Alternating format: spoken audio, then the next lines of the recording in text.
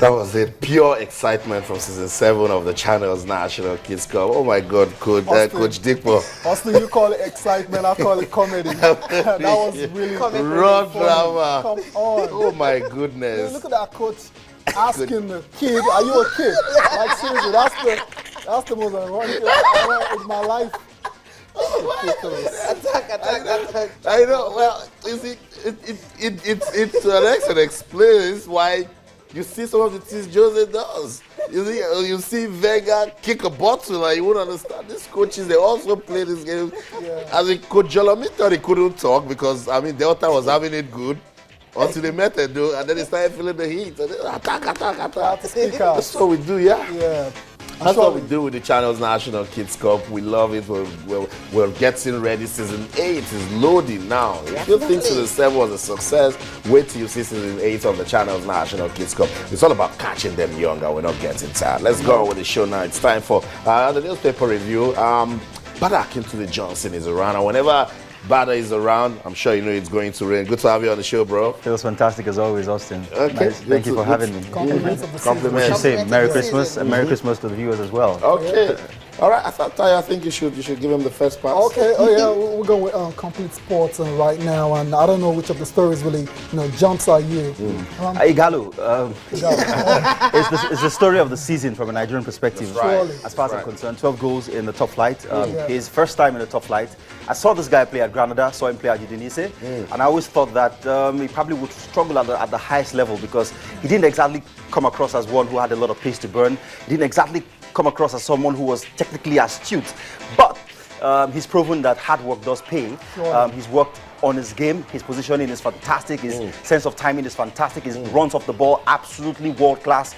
And he's showing to all and sundry that, hey, it's not about Aguero. It's not about Harry Kane. Nope. There is a striker who's come through to the building who knows exactly where to be at the right time and how to score goals. 12 goals for a modest team, a team that has come from the championship, is by no means, a feat that should be taken for granted. So congratulations to Ighalo, congratulations to Nigerians. Right. That guy is a superstar. Yeah, still on Ighalo before we move on.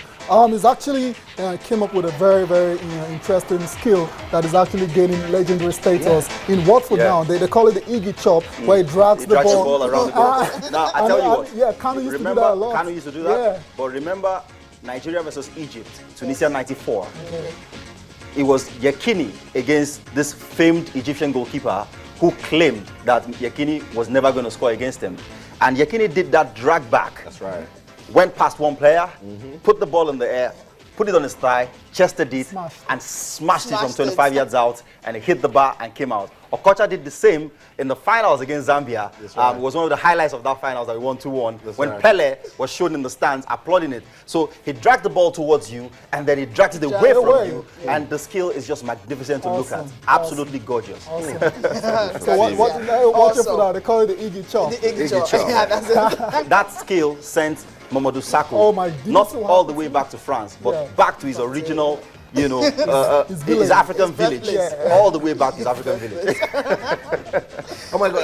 And when you were saying things about Ighalo, the moment you see him and you see it for his size, it's just gonna look like you underrate him for his striker. Absolutely. But the guy is getting better, not just his position, even his strength. Yeah. Pushed off Sebastian Basson, Even pushed off Sketel. Yeah.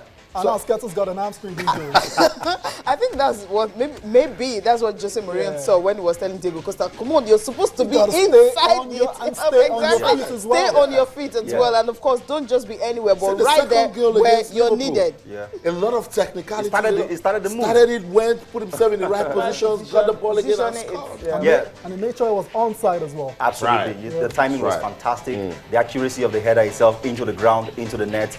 I mean, you can analyze this guy all day and just keep waxing lyrical because he's been absolutely phenomenal. I must say he's exceeded my own expectations. I knew he would do well because coming into the Premiership, he was the striker who had scored the highest number of goals across the first 4 leagues in England. So there was no doubting his credential. But that he will take to the Premier League like a dog takes to water, as comfortably as he does or as he has done. It's easy. Wow, brilliant. Smoothly easy. Hey, you have something else in complete sport there? Yeah, But, Get Pep, maybe. okay. Abramovich insists. Yeah, what do you think about that? Well, because Pep is in a situation right now where he can actually choose where he wants to go. City, City, Man United, I Chelsea. think that Pep's friends are at City. Surely. I think they're there. Soriano and what's his name, Trixie, the other guy from Barcelona. And they've always said that what they're trying to do at City is to replicate the success that Barcelona has recorded over the last decade and a half. In which case there's a solid youth system like La Masia. And the last time I was at Manchester, I had the privilege of visiting some of the facilities that they've got over there, and I must say that they are one of the best in the world. Solid, yeah. They've got God knows how many youth pitches, yeah. God knows how many youth coaches, God knows how many youth players sourced from the best places from around the world. Yeah. And one thing that struck me in Manchester was that I asked a club official who he thought as at then was their brightest prospect from the youth ranks, and he told me unequivocally and unambiguously it was Kelechi Iheanacho. Months later, Iheanacho came to the first team and started scoring goals and started doing well. So back to the point, City have the guys who are going to easily lure Pep. The project is already successful. They've won 2 Premier League titles in the last 4 seasons. They've got some of the best players in the world. Unfortunately, they keep huffing and puffing. They need to consistently, hit the heights, and that's what Pep guarantees. His win ratio over the last 5 seasons or 6 seasons has been one of the best in world football, if not the very best, both at Barcelona and Bayern Munich.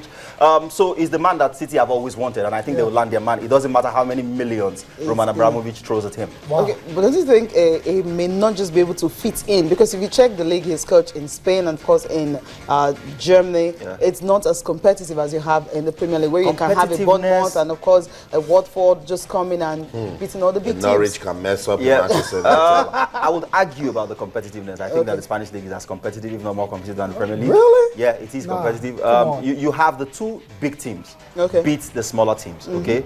But those 2 big teams but you don't beat see a 10, every other team in but you Europe. don't see a 10-2. You don't see a 10-2 in English Premier League. Tottenham beat Wigan 9-1 the other day. When was that? These things happen, occasionally. It doesn't happen every time. They happen occasionally. Even in Spain, I can't remember the last 10-2. It does happen, and it was a 9-man team anyways. If you reduce, say, in Norwich to 9 men in the first half against, let's say, Manchester City or Spurs or Arsenal, it could get that bad. Really. Let's be sincere here. I think that there are more teams who are the highest level in Spain than even in England. The likes of Sevilla, for instance, the likes of Atletico Madrid, Valencia. Those are teams that would beat the best any day, anytime. But Sevilla has dominated the Europa League for so many years. That's how good they've been. So in terms of the number of teams that are competitive at the highest level, I think Spain has got more than even England. But in terms of the surprise element, occasionally, and again this season has been slightly different in England because there's more money from TV rights available to the smaller teams to buy players. Gökhan Inla, I was making this point to a friend 2 days ago. Gökhan Inla was captain at Napoli, is captain of Switzerland. He sits on the bench at Leicester City. He's looking for a way out of the club now. Yeah, so that's the point to see. Exactly. So I'm saying this season is slightly different because, and I mean, if you've watched the number of surprise results we've recorded, it's been more this season than before. Yeah, because the teams have money to buy. That's the point I'm making. So because right now, there's more money from TV rights available, to those teams to buy players. So my point is, I think that Pep will do just fine. In England. Coaches that are not as good have done. Mancini won in England. I don't think Mancini's at Pep's level. I mean, with all due respect to the Italian. So if Mancini came to England and did well, he's got the resources. He's got no excuse not to do well. City is already a project that is working. So he's just got to plug in and play. And, he's got to get them to play fantastic football and get them to get results, because he's not all about playing football and losing gloriously. He doesn't like to lose. He's not like Wenger. He will play and win. You said that. Okay, so he won't sweat. And the City hierarchy as well. Surely they're looking at the performances in Europe as well. Yeah, because they've not done too well. That's one front where he's definitely going to be improving them.